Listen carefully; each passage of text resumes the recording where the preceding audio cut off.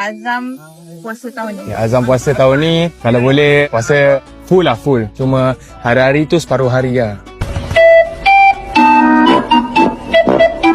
Kalau boleh lah. Sebab tak kuat sangat. Saya tak kuat sangat. Tapi insyaAllah saya akan cuba sampai pukul 6 petang. That's suspicious. And then, kalau boleh sahur tu, awak yang temankan. Azam tahun ni adalah menjauhkan daripada orang yang menggenggam plastik hitam. Kena jauh. Sebab kalau saya seorang-seorang, saya iman kuat. Tapi kalau ada grup tu bahaya. Puasa penuh? Tak. Azam tahun ni ibadah. Tengah ada momentum ni bawa balik umrah, ibadah. Nak kurus. Halo. Apa bawa umrahnya ni? Hei, halo. Nak kurus, lepas tu puasa penuh lah. Kalau boleh puasa penuh. Azam puasa tahun ni. Puasa penuh. Ada tak? Why? Dalam puasa tahun ni saya nak penuhkan tarawih. Okey, tak dapat buat full, buat 8. Semula 8 betul kan?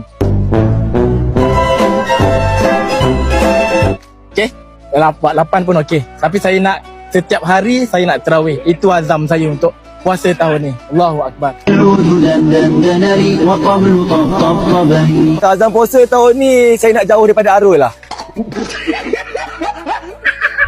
Sebab kalau dekat daripada Arul akan order 100 plus, akan order macam-macam.